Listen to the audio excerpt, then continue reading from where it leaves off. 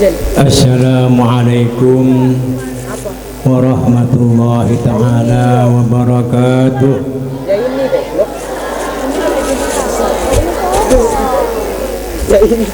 Bismillahirrahmanirrahim. Alhamdulillahirabbil alamin. Wa bihi nasta'inu ala umuri dunya waddin. Wassalatu wassalamu ala asrafil anbiya wal mursalin.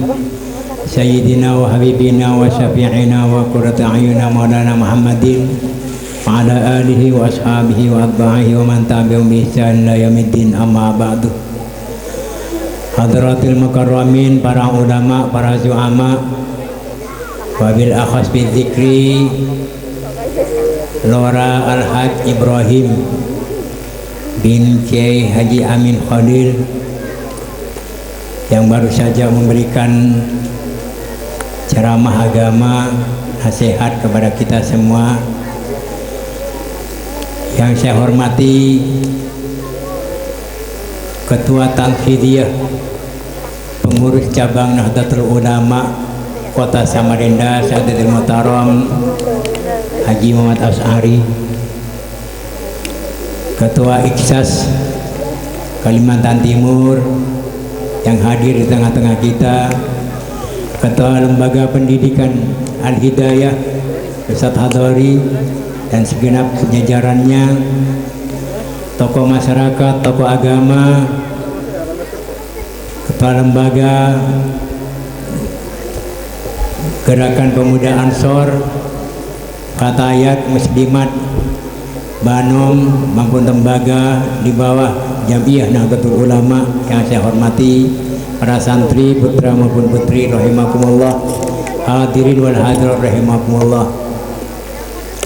Pertama-tama marilah kita panjatkan puji syukur kehadirat Allah Subhanahu wa taala, di mana pada malam ini kita dipertemukan oleh Allah di satu majelis yang mudah-mudahan dipenuhi oleh barakah dari Allah Subhanahu wa taala untuk kita semua. Amin Allahumma amin. Salatullah wa salamuhu mudah-mudahan senantiasa diaturkan ke hadapan junjungan kita Nabi besar Nabi Muhammad sallallahu alaihi wasallam beserta kerabat, sahabat dan para pengikutnya ila yaumiddin. Hadirin wal hadirat rahimakumullah. Tadi tentang sirah dari baginda Nabi sudah dijelaskan, dan saya di sini hanya sedikit ingin menyampaikan apa yang pernah disampaikan oleh guru saya, yaitu Al-Mafurlah Ki As'ad dalam setiap kesempatan, lebih-lebih menjelang muktamar, menjelang munas alim ulama yang lalu kembali ke Ittah, lalu setelah itu muktamar di tempat yang sama, yaitu di Pondok Pesantren Salafiyah Safiyah Sukorejo.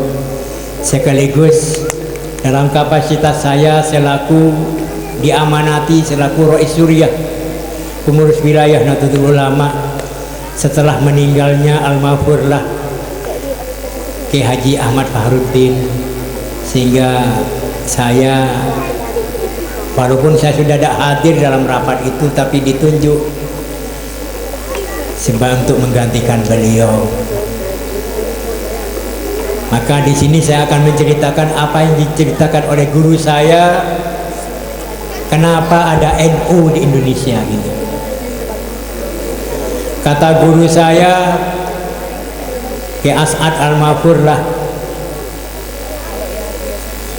pada 700 tahun yang lalu ya, ini pada masa Raden Ahmad Rahmatullah masih kecil, dibawa ziarah oleh orang tuanya ke Mekah, ke Madinah, ziarah.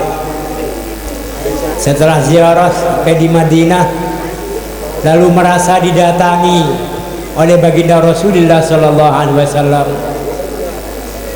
didatangi dalam mimpi, didatangi dan diberi pesan wasiat Ahmad Rahmatullah yang dikenal dengan Sunan Ampel, bawa ajaran Islam ahli sunnah wal jamaah ini ke Indonesia.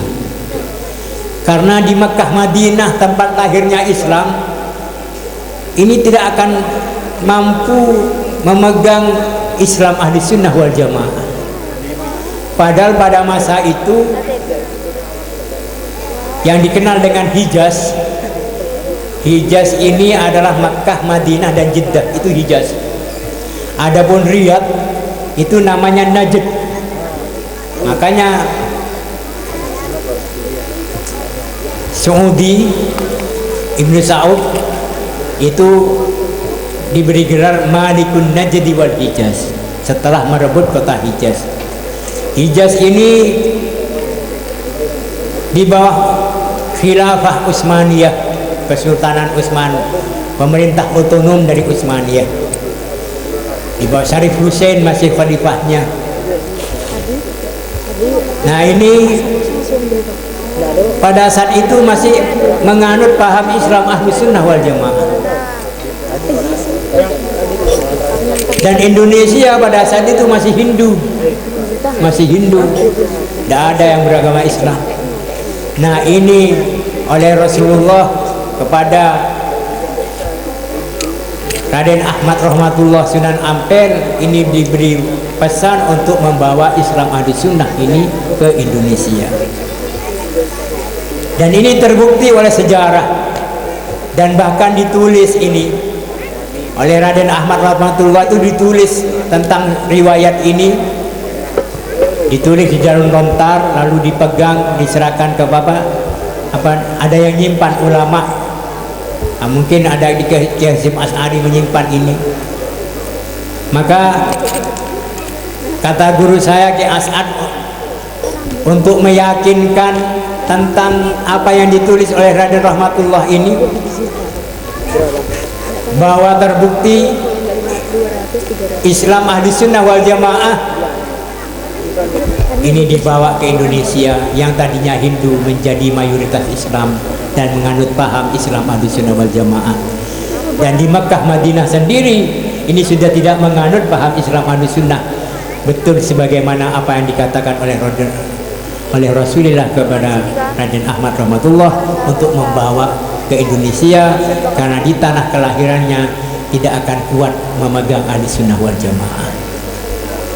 Ini para ulama untuk meyakinkan. Jadi kalau begini apa yang kita amalkan ya, ini betul-betul bawaan dari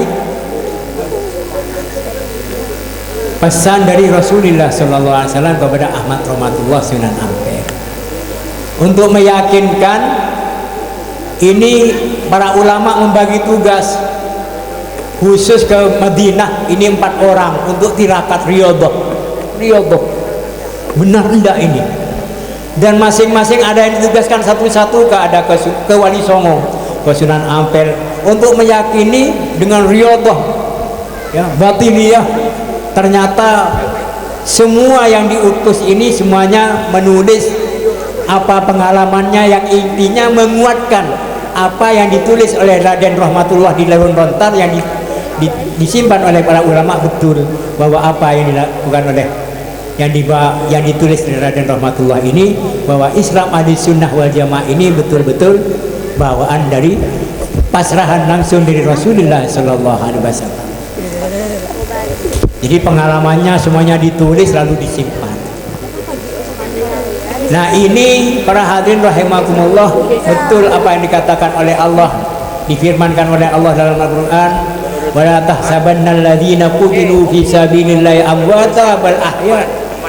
Jangan sekali-kali kamu menyangka, mengira bahwa orang yang meninggal itu ya, mati, yang mati syahid. Artinya ini hanya tidak mati tapi bahkan hidup ya, hidup, bahkan bisa berkomunikasi, bahkan bisa memerintah, bisa apa-aponan, bisa menginstruksikan. Contohnya baginda Rasulullah menginstruksikan kepada Raden Ahmad Rahmatullah, Rasulullah sudah hidup di alam barzakhiyah, hanya pindah kenangan, pindah alam. Jadi ternyata masih bisa berkomunikasi, bisa memerintah. Nyatanya Raden Rahmatullah sukses di dalam berdakwah di mana Raden Rahmatullah ini masih keponakan dari istri dari Raja Majapahit Brawijaya yang dari ini dari Campa ya. Campa ini di daerah Kamboja di sana. Makanya begitu sampai di tanah Jawa ya, karena masih keponakan dari istrinya raja ini, maka diberi daerah otonom di daerah Surabaya, pinggiran Surabaya, diberi nama dengan Ampel Denta. Ampel ini daerah kekuasaan yang diberikan ke Raden Ahmad Rahmatullah, karena memang masih ada hubungan keluarga dengan istri daripada raja terakhir, yaitu Majapahit. Hadirin wal hadirat rahimakumullah, maka dari ini para ulama pada saat itu, sehingga paham ahli sunnah wal jamaah sudah menyebar, sudah diamalkan oleh mayoritas penduduk Indonesia, khususnya di tanah Jawa ini. Maka para ulama ini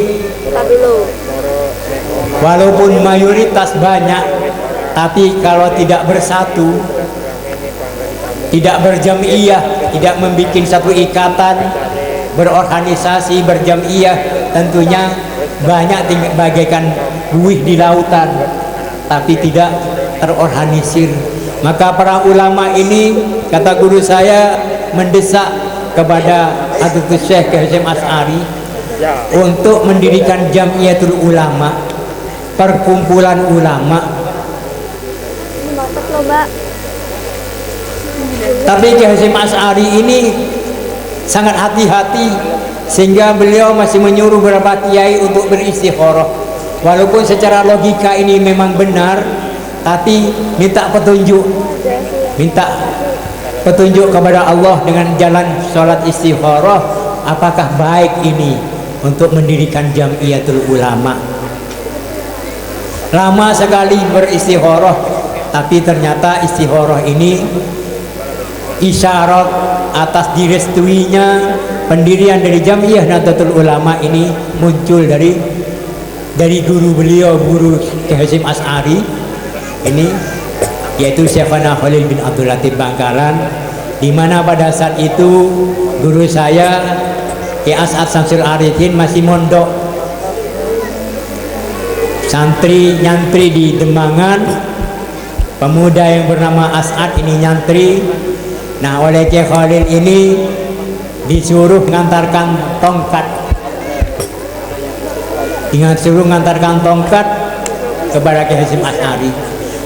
Tahunya dengan Ki As'ad ini, kenal dengan Ki As'ad, lalu disuruh mengantarkan tongkat, karena Ki As'ad ini ngajinya ini tidak begitu fasih, pelat, lokla kata orang Madura itu. Kalau bilang ro itu ro gitu. Nah, karena ngaji tidak pelat, didengar oleh Ki Khalil, siapa yang ngaji itu pelat, dipanggil. Setelah dipanggil ke hadapannya, lalu disuruh buka mulutnya, anganga itu suruh buka mulut, lalu diludahi tuh. Jadi langsung diludahi mulutnya, sudah langsung tertelan. Apa yang ludahnya Ki Khalil ini tertelan oleh pemuda santri yang bernama As'ad.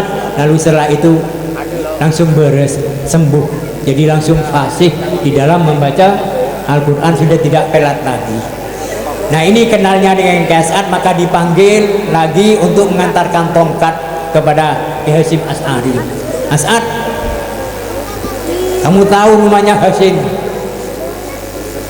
Inggih Kiai. Hasyim mana? Ini di Tebu Ireng. Anaknya siapa? Anaknya Asy'ari dari daerah Keras. Oh, kalau begitu kamu tahu betul. Coba ini antarkan tongkat. Sebelum tongkat ini diserahkan kepada pemuda As'ad, santri yang bernama As'ad yang masih muda pada saat itu, masih ganteng kata beliau.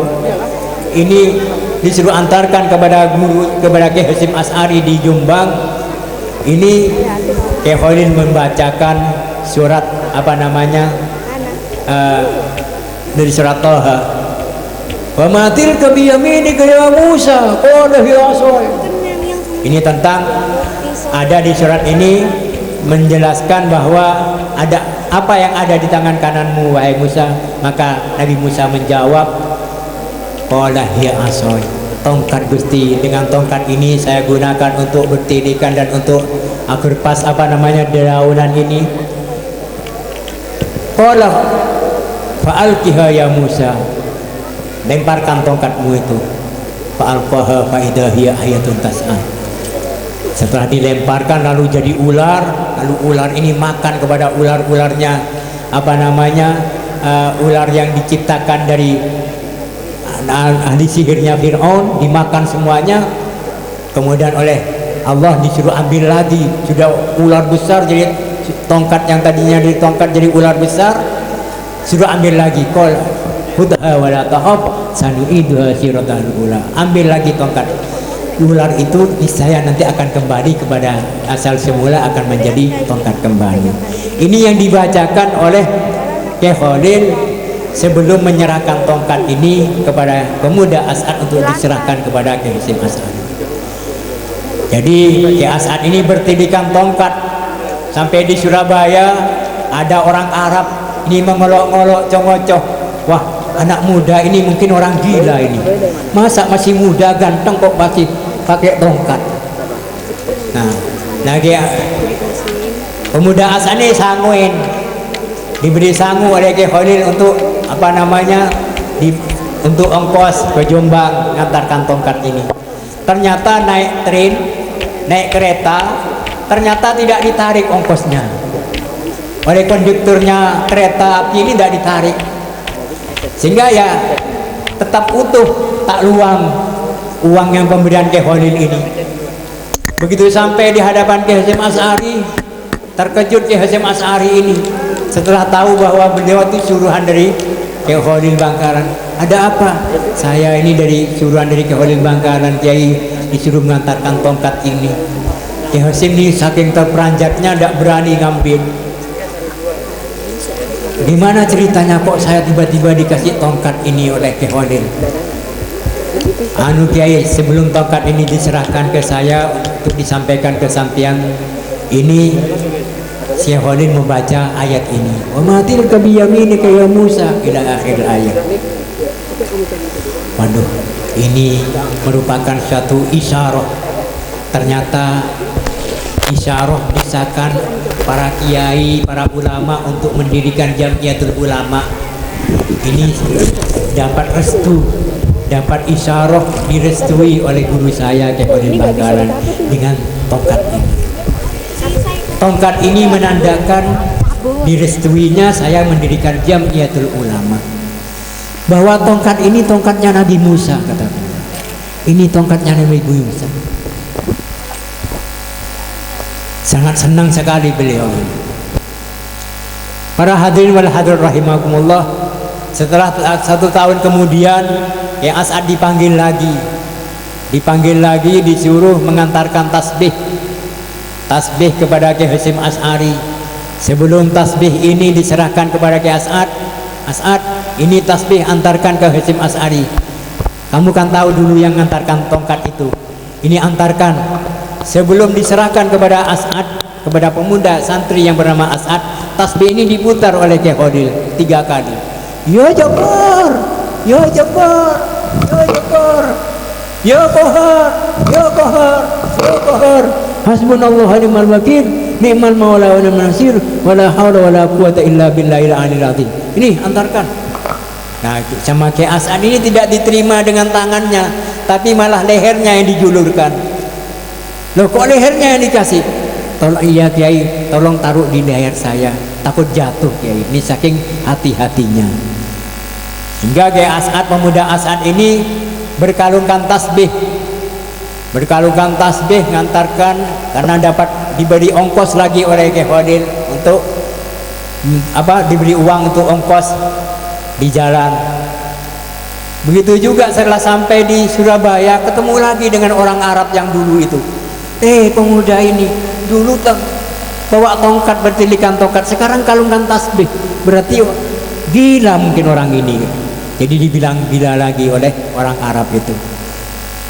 Hadirin rahimakumullah, lalu naik kereta ternyata tidak ditarik ongkos, mungkin tidak kelihatan.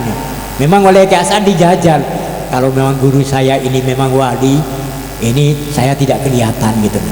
Ternyata pulang pergi berapa kali ini tidak ditarik ongkosnya oleh konduktur kereta ini. Setelah sampai di hadapan Kiai Hasim, Kiai Hasim terkejut lagi, ada apa lagi ini? Anu Kiai, sekarang saya suruh mengontarkan tasbih, ini tidak berani saya pegang karena ini untuk Kiai. Gimana ceritanya? Saya kok dikasih tasbih begini Kiai, sebelum dikalungkan ke leher saya, ini diputar oleh Kiai Khalil 3 kali. Ya jebor, ya jebor, ya jebor, ya kohor, ya kohor, ya kohor. Hasbunallah wa ni'mal wakil, ni'mal maula wa ni'mal nasir, wa la haula wa la quwwata illa billahil aliyil azim. Ini Kiai, ini tolong ambil Kiai, saya tidak berani megang Kiai karena ini untuk Kiai. Nah, Kiai Hasan ini saking hati-hatinya, jadi selama berangkat pulang ngantarkan tasbih ini sampai tidak mandi saking takutnya memegang, karena ini untuk Kiai Hasim Asy'ari. Lalu diambil oleh Kiai Hasim. Maka kata beliau, Kiai Hasim Asy'ari, semakin yakin saya dengan mendirikan Jamiatul Ulama. Masih belum Nahdlatul Ulama, masih Jamiatul Ulama. Artinya perkumpulan ulama dan para pengikutnya. Pengikutnya dibuang, hanya tinggal ulamanya. Sehingga ini perkumpulannya ulama dan para pengikutnya ulama yang berpahamkan ahli sunnah wal jamaah, yang dibawa oleh Raden Ahmad Rahmatullah Sunan Ampel atas perintah Rasulullah Sallallahu Alaihi Wasallam, sehingga mewadahi apa orang-orang yang sudah ahli sunnah wal jamaah, yang sudah berpaham ahli sunnah wal jamaah. Maka komentarnya Kiai Hasim setelah menerima tasbih ini menunjukkan bahwa barang siapa yang macam-macam, ya, artinya niat jelek dengan NU, dengan ulama jamiah yang akan didirikan ini, dengan isyarah tasbih dan tadi amalan tadi, barang siapa yang macam-macam akan hancur. Maka ini terbukti oleh sejarah.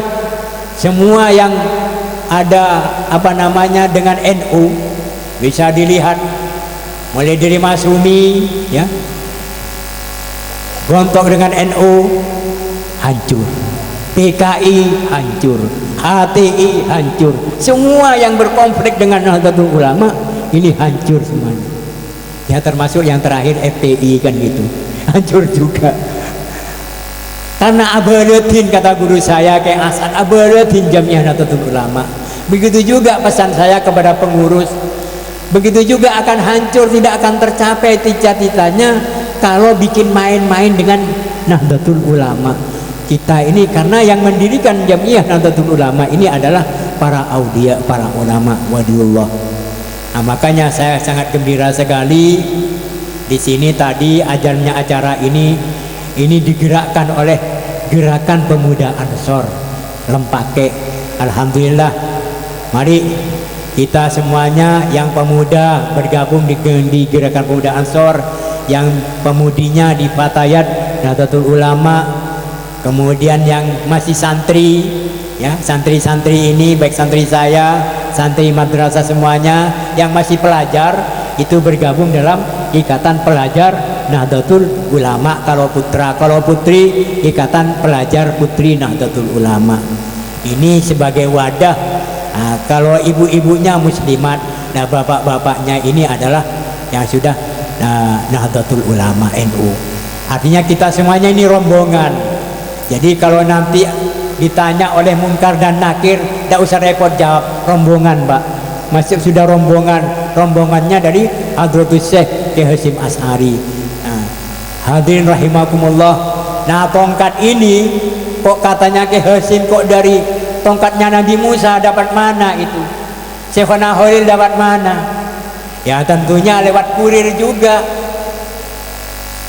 Ya, tongkatnya Nabi Musa kok tiba-tiba ada di Syekhona Khalil, diantarkan oleh Kiai Hasan ke Kiai Hasim Asy'ari, kan masih jauh jaraknya. Nah, ada yang Isa mengatakan, ya, Ini tongkatnya, katanya Ki Hasim, tongkatnya Nabi Musa. Ya sampai sekarang kan masih hidup. Siapa itu? Yang dijelaskan, diceritakan dalam Al-Quran, ya, yaitu cerita tentang Nabi Musa dengan Nabi Khidir. Nabi Khidir sampai sekarang ini masih hidup, masih selalu datang ke para ulama, kepada para aulia. Hadirin rahimakumullah, gambarnya NU Jamiah Nahdlatul Ulama yang tadinya Jamiatul Ulama, itu gambarnya yang membuat gambar ini adalah Kiai Ridwan. Kiai Ridwan ini bikin gambar karena datangi oleh Rasulullah, lalu ada gambar sudah ada dalam mimpi, sehingga lambangnya ya seperti itu. Di situ berlambangkan tali, ya, dan apa? Bola dunia. Bola di dunia ini adalah bukan hanya peta Indonesia, tapi peta dunia. Padahal jamiahnya itu ada di Indonesia. Berarti yang diurusi oleh Jamiatul Nahdlatul Ulama ini bukan hanya Indonesia, tapi juga dunia. Dan ini terbukti, ya, terbukti sampai Afghanistan ini sekarang berapa tahun ini mendirikan juga Jamiah Nahdlatul Ulama. Karena Afghanistan ini hanya 7 suku, 7 suku, agamanya Islam semua, bahkan satu torikoh, torikohnya Sanusiyah, satu torikoh. Kalau kita kan ada Jamiah Mutabarah ini, ada torikoh apa namanya Samaniyah, ada torikoh Naksabandiyah, ada Qadiriyah, dan banyak yang terhimpun di dalam Nahdlatul Ulama, Jamiah Ahli Torikoh Al-Mu'tabarah An-Nahdiyah. Ini torikoh-torikoh yang muktabar, yang sanadnya jelas kepada baginda Rasulullah Sallallahu Alaihi Wasallam. Untuk kita ngamalkan torikoh ini jangan sembarangan, tapi juga torikoh yang muktabar, yang ada sanadnya nyambung kepada baginda Rasulullah Sallallahu Alaihi Wasallam. Jadi mari, alhamdulillah, mari kita ikut ulama dengan jamiah, masuk dalam Jamiah Nahdlatul Ulama. Mari kita gerakkan, di mana Nahdlatul Ulama ini pada muktamar di Banjarmasin dulu ini bermuktamar sebelum kemerdekaan, di mana Kalimantan masih satu provinsi, belum ada Kalimantan Timur, Kalimantan Barat, Kalimantan Tengah. Kalimantan masih satu provinsi, ibu kotanya di Banjarmasin. Nah, ini para ulama di situ bermusyawarah nanti pada tahun 30 sebelum kemerdekaan, diproklamasikan kemerdekaan, masih Hindia Belanda, masih Belanda. Kalau nanti ini Belanda sudah terusir, penjajah terusir dan merdeka, kira-kira dasar negara ini apa? Nah, para ulama bermuktamar akhirnya mencontoh apa yang dilakukan oleh baginda Rasulullah Sallallahu Alaihi Wasallam, di mana Rasulullah begitu hijrah ke Madinah lalu mengumpulkan semua suku, baik sahabat Ansor, sahabat Muhajirin. Sahabat Ansor ini adalah sahabat yang sudah beriman dari penduduk asli, dari dua suku, baik suku Aus dan suku Khazraj. Dua suku yang sudah beriman kepada Rasulullah dari penduduk asli kota Yasrib ini dikenal dengan sahabat Ansor. Adapun yang dari Makkah ini dikenal dengan sahabat Muhajirin. Dan masih banyak yang belum beriman pada saat itu dari penduduk asli ini, masih ada menyembah berhala. Di situ ada orang Yahudi, ada Nasrani, Najran, kumpul semuanya lalu bermusyawarah mendirikan negara Madinah di bawah Rasulullah. Artinya mendirikan negara citizenship, kewarganegaraan, satu nusa, satu bangsa, walaupun beda suku, beda agama, di bawah kepemimpinan Rasulullah. Ini Rasulullah yang meletakkan pertama. Sebelum Amerika, Eropa ini masih gelap gulita. Ini Rasulullah sudah duluan. Lalu memutuskan dengan piagam Madinah, ya, tentang persamaan, bahwa siapapun dari penduduk Madinah ini masih satu dalam tanggung jawab. Nanti kalau ada musuh ingin menyerang, maka harus satu sama lain saling membela. Nah, ini ada yang diputuskan di dalam piagam Madinah. Ini yang ditiru oleh para ulama. Melihat potret Indonesia pada saat itu sama halnya dengan potret Yasrib Madinah yang terdiri dari berbagai macam suku, terdiri dari berbagai macam agama. Melihat potret Indonesia, kalau Bali itu mayoritas Hindu, Flores daerah timur itu banyak yang mayoritas Kristen, di Jawa ini mayoritas Islam. Nah, tentunya kalau ini lalu didirikan satu negara atas kesamaan hak walaupun beda-beda, maka di situ diputuskan hasil muktamar yang ketiga di Banjarmasin pada tahun 30 ini Darussalam, bukan Darul Islam, bukan negara Islam, tapi Darussalam, negara damai. Artinya yang berlandaskan Pancasila. Nah, Pancasila ini adalah bikinan ulama. Ulama bermusyawarah di situ memutuskan bagaimana sila yang pertama awal-awalnya dengan berkewajiban menjalankan syariat Islam bagi para pemeluk-pemeluknya. Nah, ini Ki Wahid Hasyim, ada satu orang Kristen Maramis namanya.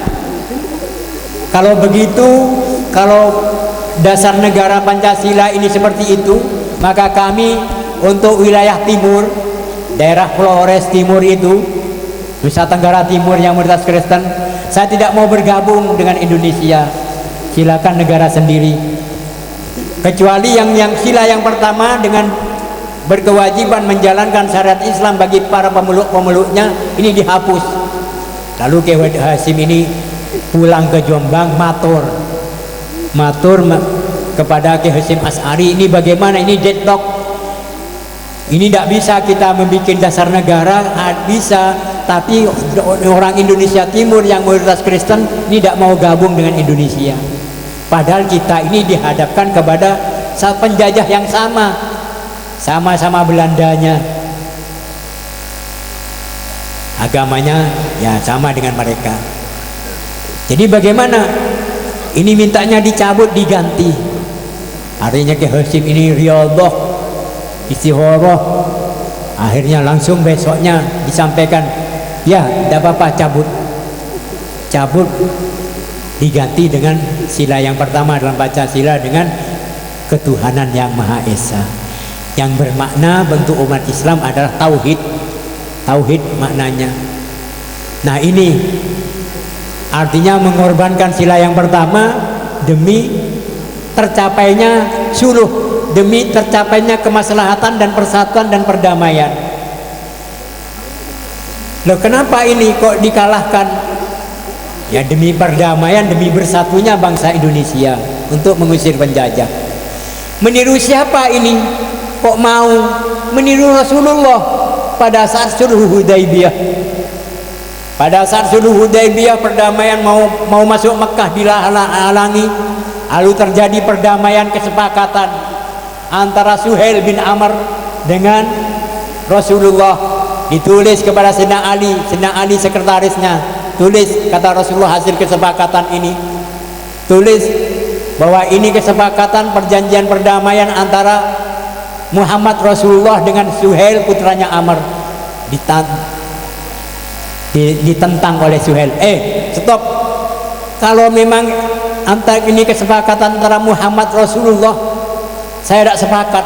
Kalau sudah sepakat mengakui bahwa kamu adalah utusan Allah, ya kita tidak akan terjadi peperangan begini. Tulis saja, ini perdamaian antara Muhammad bin Abdullah putra Abdullah dan Suhail putranya Amr.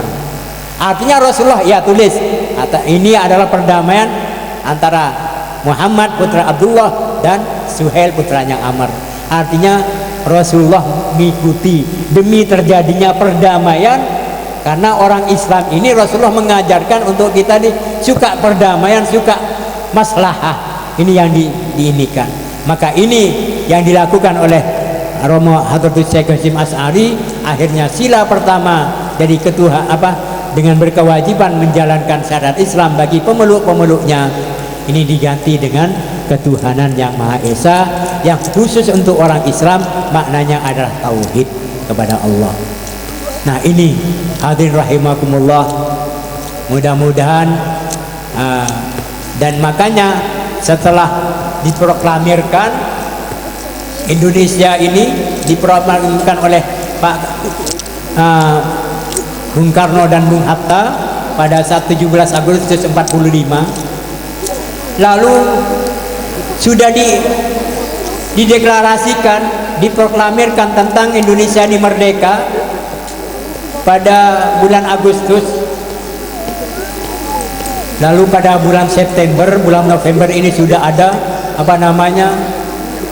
wanti-wanti dengan penyebaran tentara sekutu mau datang lagi, mau menjajah. Tentara sekutu Inggris lalu nikah gonceng di dalamnya, ini mau menjajah kembali. Sudah menyerahkan kepada selebaran supaya senjata-senjata ini sudah harus diserahkan dengan tanpa syarat. Lalu Pak Karno ini menugaskan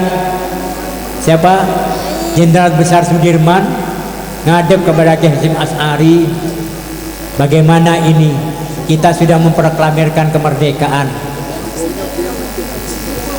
ini Belanda, Inggris, pasukan sekutu mau masuk lagi, mau menjajah kembali Indonesia, dan ancamannya betul-betul dibuktikan. Lalu Kiai Hasyim Asy'ari ini memberikan resolusi jihad pada tanggal 22 Oktober 1945. Resolusi jihad setelah berkumpul para ulama se-Jawa Madura, lalu Kiai Hasyim Asy'ari menganukan resolusi jihad, lalu dikumandangkan oleh Kiai Wahab Hasbullah tentang resolusi jihad ini, bahwa kita semua wajib untuk membela tanah air yang sudah diproklamirkan. Ternyata Belanda, pasukan sekutu membuktikan ancamannya dengan mendarat di Surabaya, tank dan pesawat-pesawat. Ini atas gerakan resolusi jihad dari Kiai Hasyim Asy'ari, lalu dikumandangkan oleh Bung Tomo lewat Radio Republik Indonesia, mengobarkan semangat perlawanan. Karena perlawanan ini yang sengit, akhirnya sampai tidak pernah pasukan sekutu ini sampai jenderalnya meninggal. Jenderal Malabi namanya, meninggal pada saat itu.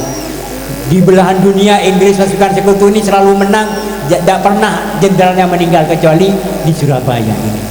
Nah ini akhirnya 10 November ini dijadikan Hari Pahlawan Nasional. Karena tanpa ada peristiwa 10 November perlawanan yang sengit dari arek-arek Surabaya. Nah, kalau bicara arek-arek Surabaya di Jawa Surabaya ini mayoritas tempatnya basisnya Jam'iyah Nahdlatul Ulama, di mana terpatri terkobar semangatnya karena diberikan fatwa resolusi jihad. Seandainya tidak ada resolusi jihad fatwa dari Kiai Hasyim Asy'ari, tentunya mereka tidak akan berani melawan penjajah. Nah, karena ada kobaran semangat dari fatwa resolusi jihad, maka tanggal 22 Oktober ini dijadikan sebagai Hari Santri Nasional. Tidak akan mungkin ada resolusi jihad. Seandainya tidak ada resolusi jihad fatwa dari Kiai Hasyim Asy'ari, tentunya mereka tidak akan berani melawan penjajah.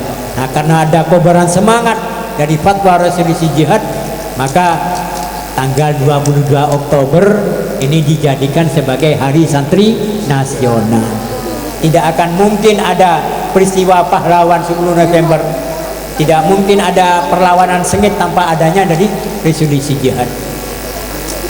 Nah, dengan peristiwa 10 November yang heroik, lalu Belanda ini pasukan sekutu ini kalah, akhirnya diakui oleh dunia bahwa Indonesia ini merdeka. Seandainya tidak ada perlawanan, tentunya ini dikuasai semua. Akhirnya yang kita sudah memproklamirkan 17 Agustus pada bulan Agustus ya percuma.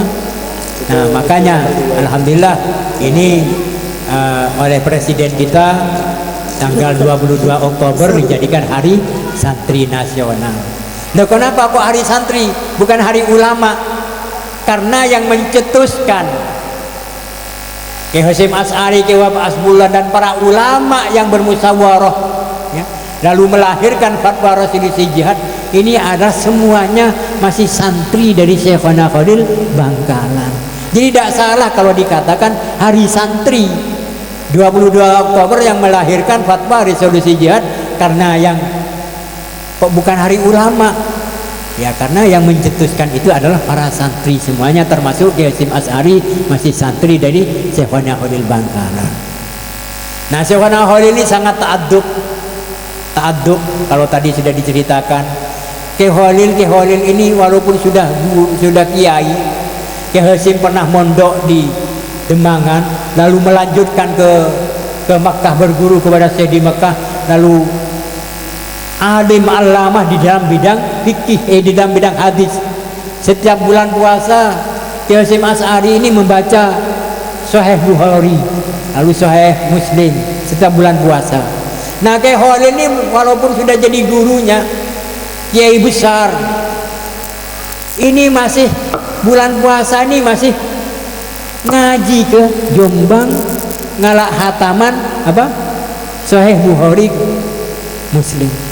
Jadi saking takziman, jadi ada di kotakannya Ki Khalil ini, jadi ngaji kepada santrinya, jadi tidak merasa gengsi.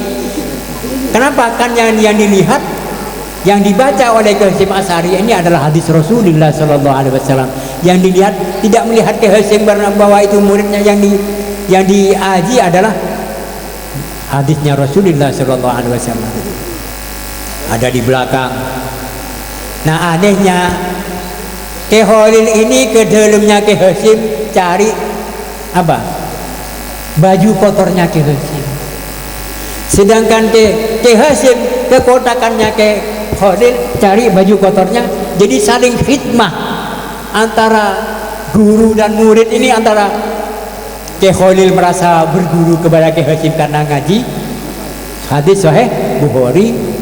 Nah, Ki Hasyim karena ini guru saya dulu, walaupun sekarang Ki Hasyim sudah alim, sudah dari Makkah, tapi bagaimana saling tawadhu, saling merendahkan diri, tidak merasa saya yang paling alim, oh itu murid saya, itu enggak, tapi yang dilihat betul-betul ikhlas karena Allah Subhanahu wa Ta'ala. Bahkan saling berkhidmah, saling mengabdi, saling mengabdi dan yang minta balasan dari Allah, mengambil tabarruk. Jadi Ki Hasyim mengambil tabarruk, baju kotornya Ki Khalil yang ada di kotakannya itu dicucikan, Ki Khalil pergi ke dalam mengambil baju kotornya Ki Hasyim untuk dicucikan.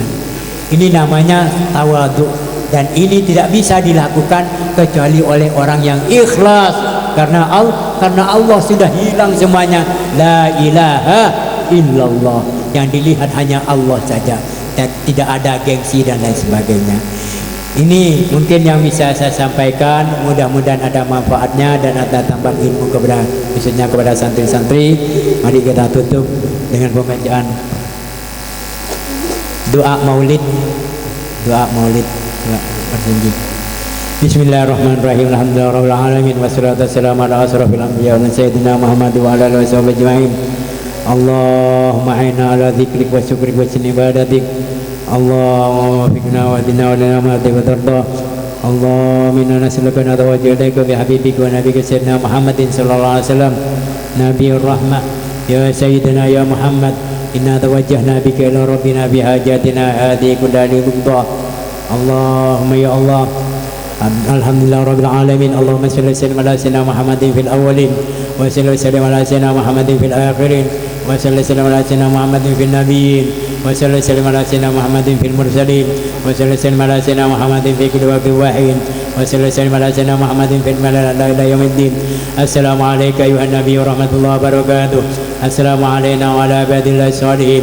اللهم بلغ روح سيدنا محمد منا تحية وسلاما واسه عنا أفضل ما جزيتنا بأن عن أمته وهذه الوسيلة والفضيلة والشرف والدرجة العالية الرفيعة وبعث المقام المحمود الذي وعد يا أرحم الراحمين. اللهم اجعلنا وإياه ممن يستوجب الشفاعة ويرتجي به من الله رحمته. والحمد لله رب العالمين. اللهم بحرمة هذا النبي الكريم وآله وأصحابه السالك النهج القويم اجعلنا من خيار أمته واسترنا بدير حرمته وأسرنا وذن في زمرته واستعمل أسنتنا في مده ونصرته وأينا مستمسكين بطاعته ومحبته وأمتنا على سنته وجماعته. اللهم أدخلنا معه الجنة فإنه أول ما يدخلها وأنزلنا معه في كسورها فإنه أول ما ينزلها وارحمنا به يوم يستشفي به الخلائق وترحمها. اللهم إنا قد حضرنا قراءة مولد نبيك الكريم فأسبغ علينا بركة لباس العز والتكريم واسكننا بجواره في دار النعيم ونعمنا في الجنة بنعيم المقيم. اللهم إنا نسأل جاه هذا النبي المصطفى وآله على الصدق والوفاء كلنا معينا ومسعفا وبوئنا من الجنة غرفا وارزقنا بجاه عندك قبول وشرفا.